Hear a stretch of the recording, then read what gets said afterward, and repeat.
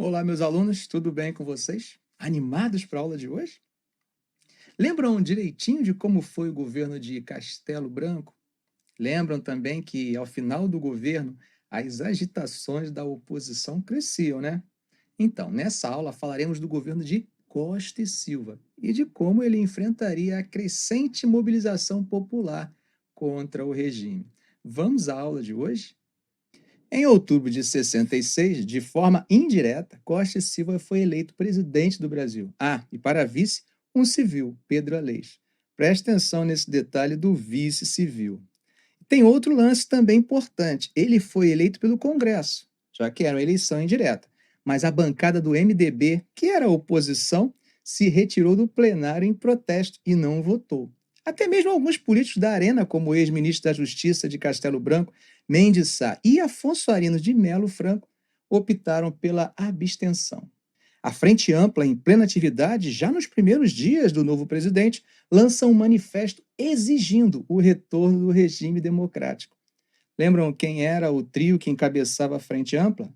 Certo, falamos na aula passada. Não lembra? Vou quebrar o seu galho. Por incrível que pareça, JK, Goulart e Carlos Lacerda. Prometendo governar para o povo e respeitar o legislativo, Costa e Silva tomou posse em março de 67. Eu ainda não havia nascido, só nasceria em outubro. A maior parte do ministério de Costa e Silva era composta de militares, tanto da ativa quanto reformado. Entre os civis, eu destacaria Magalhães Pinto, para o Ministério das Relações Exteriores, Delfim Neto, para a Economia. Você acredita que ele ainda está vivo e atuante por aí? E para o Planejamento, Hélio Beltrão. Assim que tomou posse, Delfim Neto anunciou que a meta estratégica do governo era acelerar o desenvolvimento econômico, além de combater a inflação. Em sintonia com Delfim Neto, Hélio Beltrão, pouco tempo depois, acho que foi em junho do mesmo ano, anunciou o Programa Estratégico de Desenvolvimento. Na educação, a proposta era de progressivamente transformar o ensino público em ensino pago. A academia fazia forte oposição ao governo, principalmente quando foi introduzida a taxa de matrícula nas universidades.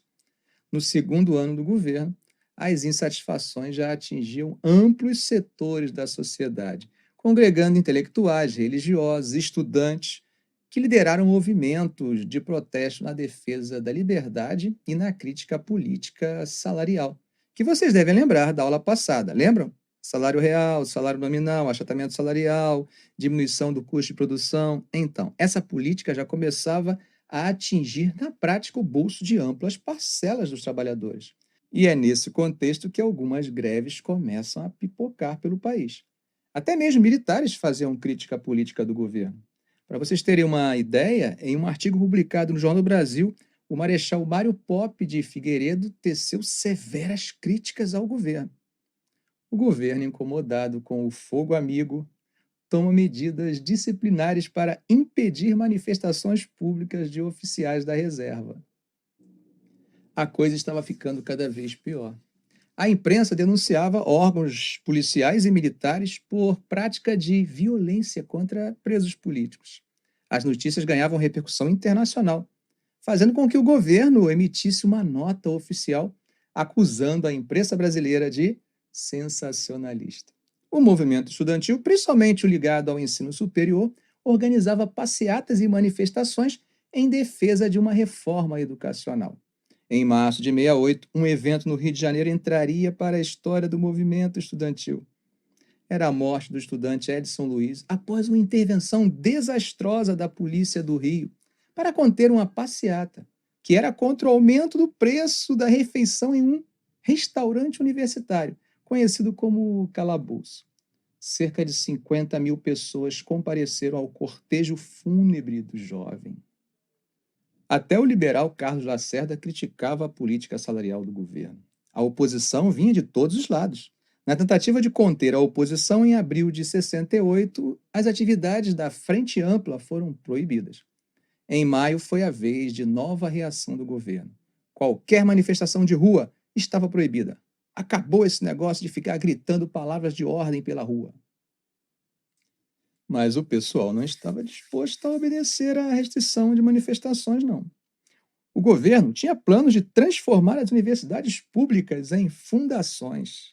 E, nesse contexto, além de promoverem greves, professores e estudantes da UFRJ, autorizados pelo então governador do Rio, Negrão de Lima, lideraram uma gigantesca passeata que passa para a história como a Passeata dos 100 mil.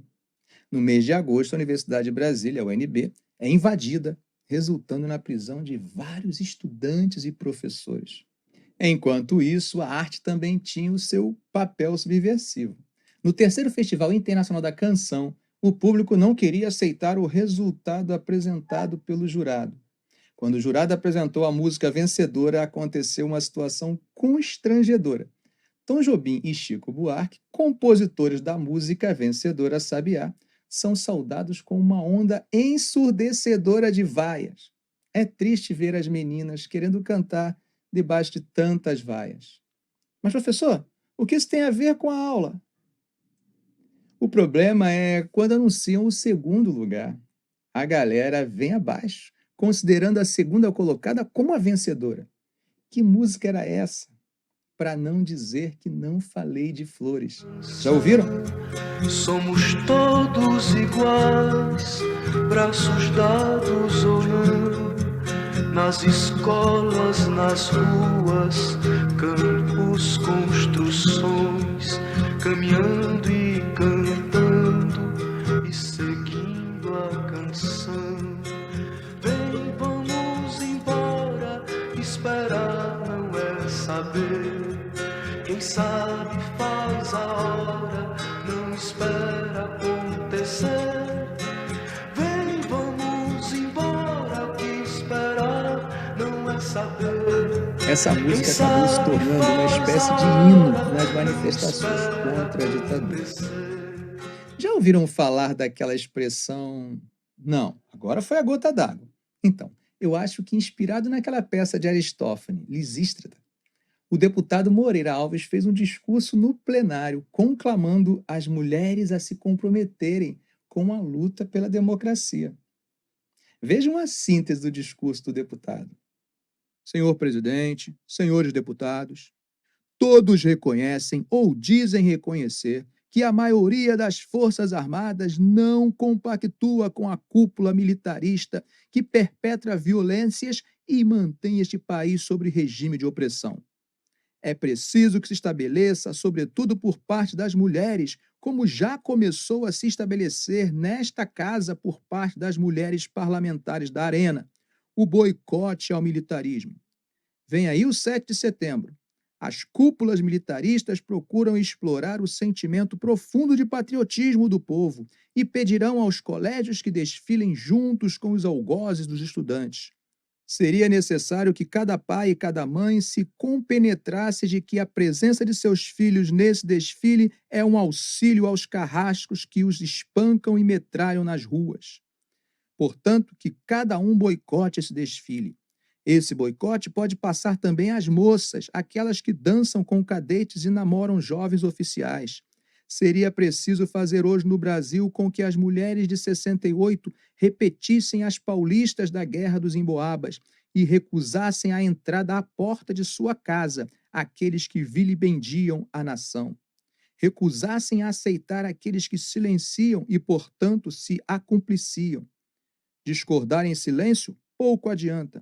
Necessário se torna agir contra os que abusam das Forças Armadas, falando e agindo em seu nome.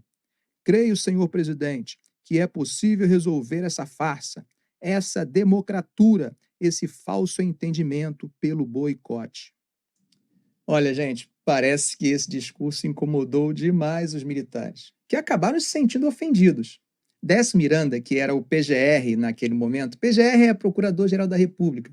Então, o PGR enviou um pedido de cassação do deputado para o Supremo Tribunal Federal. Era necessária autorização do Legislativo para que tivesse início o processo de cassação do deputado. Mas, naquele momento, nem a bancada da Arena era coesa em autorizar a abertura do processo. Eu acho que o corporativismo falou mais alto que as diferenças ideológicas. As emissoras de rádio e televisão foram proibidas de veicular informações sobre o processo de Moreira Alves. E é nesse contexto que o presidente editou o famoso AI-5, Ato Institucional de número 5.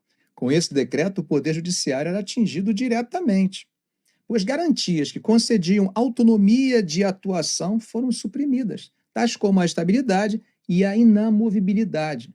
Tipo assim, eu sou juiz e começo a julgar interesses contrários ao de alguém poderoso. Esse cara pode me transferir para um outro lugar, ou para me prejudicar, se vingar, ou para me substituir por outro juiz mais brando. Pois é, essas garantias que defendiam a justiça dessas arbitrariedades são suspensas. Mas não é só isso. O AI-5 também suspende o habeas corpus, que é um instituto que garante o direito de ir e vir. Por esse ato, o presidente também podia intervir nos estados e nos municípios, cassar mandatos, suspender direitos políticos por 10 anos, decretar estado de sítio sem precisar de autorização do Congresso. Deixa eu lembrar de mais alguma coisa que o AI-5 autorizava. O presidente podia também reformar oficiais das Forças Armadas e das polícias militares. Mas para ficar mais emocionante ainda, teve o ato complementar de número 38, que jogava uma pá de cal na farra daqueles deputados que ousavam rejeitar a abertura da cassação de Moreira Alves. O Congresso entra em recesso por tempo indeterminado. Lembra do Carlos Lacerda? Grande nome da UDN, que tinha sido um dos principais responsáveis pela derrubada de Goulart? Então, ele teve seus direitos políticos suspensos por 10 anos. Se o AI-1 havia iniciado uma varrida, o AI-5 promovia uma faxina geral. Como desdobramento do ato, 3 ministros do STF seriam aposentados, dezenas de deputados perderiam seus mandatos, sem contar as centenas de brasileiros que tiveram seus direitos políticos suspensos.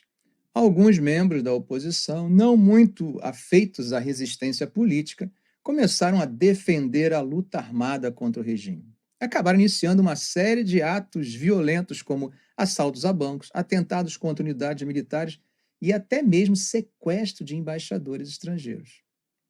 Já viram que a Constituição de 67 era praticamente letra morta, né? E é nesse sentido que Costa e Silva promove uma grande reforma constitucional, tão profunda que alguns, eu disse alguns, doutrinadores do direito a consideram uma nova Constituição.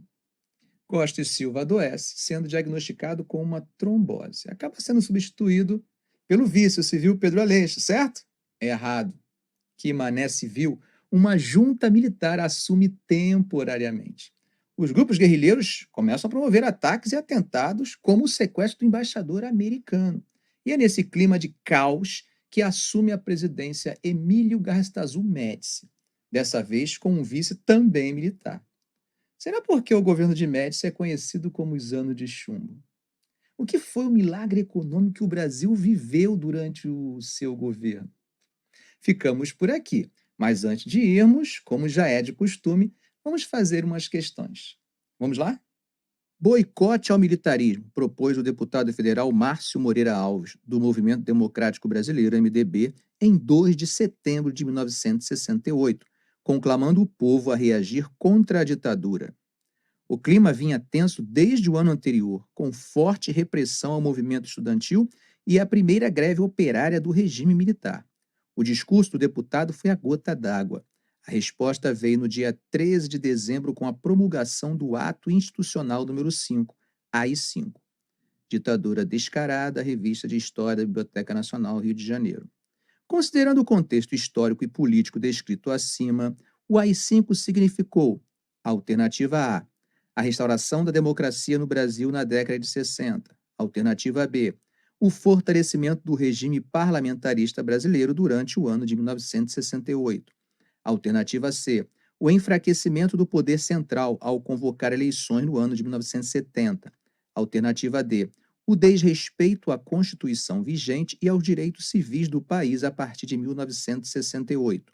Alternativa E, a responsabilização jurídica dos deputados por seus pronunciamentos a partir de 1968. E aí, o que você acha? Dá uma pausa, leia com calma. Eu vou passar em 1, 2, 3, 4, 5. É a letra D. O ato institucional de número 5 foi o quinto de uma série de decretos emitidos pelo regime militar brasileiro nos anos seguintes ao golpe militar de 64, visando legitimar as ações de exceção no Brasil. O ato sobrepunha-se à Constituição de 67, bem como às constituições estaduais, dava poderes extraordinários ao presidente da República e suspendia várias garantias constitucionais. Vamos à próxima? Tendo como estopim a recusa do Congresso Nacional na sessão de 12 de dezembro de 68 em conceder licença para que o deputado Márcio Moreira Alves fosse processado por ofender os militares num discurso na Câmara, na qual os responsabilizou pela violência contra os estudantes, o governo editou o mais repressor de todos os atos institucionais, o AI-5. Entre outras medidas, o AI-5 permitia ao presidente da República, alternativa A, legislar por meio de medidas provisórias e indicar senadores e deputados federais.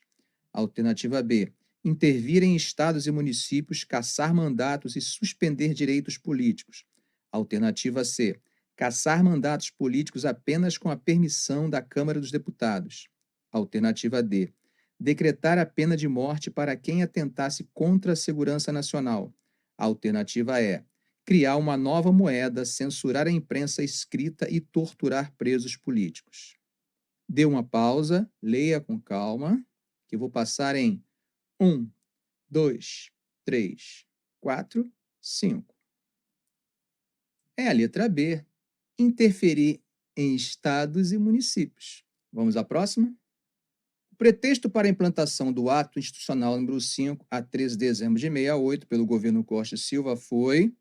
Alternativa A passeata dos 100 mil no Rio de Janeiro exigindo o retorno à democracia. A luta armada liderada pelo PCB contra o regime militar. As greves de Osasco e Contagem. A decisão do Congresso de não suspender as imunidades do deputado Márcio Moreira Alves, acusado de ofender as Forças Armadas. A morte do estudante Edson Luiz em protesto contra o governo. Dê uma pausa, leia com calma. Eu vou passar em 1, 2, 3, 4, 5. É a letra D. O fato mais imediato e que mais irritou foi a tensão que aconteceu ao longo da votação do Congresso por acatar o pedido de cassação do deputado. Vamos à próxima? O ato institucional de número 5, o AI-5 de 68, caracterizou a partir de sua emissão os governos brasileiros durante o regime militar. Sobre o AI-5 é correto afirmar que, alternativa A, marcou uma distensão dos governos militares promovendo direitos sociais, liberdade de manifestação e representação política, além da garantia plena dos direitos humanos. Alternativa B, representou o estabelecimento das metas de reformas estruturais do governo do presidente João Goulart, o que conduziria o país ao golpe militar que implantaria um governo ditatorial. Alternativa C, promoveu a transição lenta e gradual do regime autoritário e ditatorial para o regime democrático chamado Nova República, uma vez que estabeleceu eleições diretas para presidente para o ano de 1970. E a alternativa D, iniciou a fase mais dura do regime militar, pois deu aos presidentes militares poderes como decretar o recesso do Congresso, cassar mandatos de parlamentares e suspender o direito ao habeas corpus para alguns crimes. Dê uma pausa, leia com cuidado. Eu vou passar em 1, 2, 3, 4, 5. Alternativa D, o AI-5 inaugura os chamados anos de chumbo da ditadura brasileira. Tal ato dava ao Executivo a prerrogativa de intervir no Legislativo, nos estados e nos municípios, legalizava a censura prévia, proibia as manifestações públicas de caráter político e suspendia o direito ao habeas corpus. E aí, foram bem? Acertaram todas? Espero que sim. Gente, ficamos por aqui. Um grande abraço. Não deixem de fazer as questões do livro, ok? Nos vemos em nossa aula na plataforma. Fui!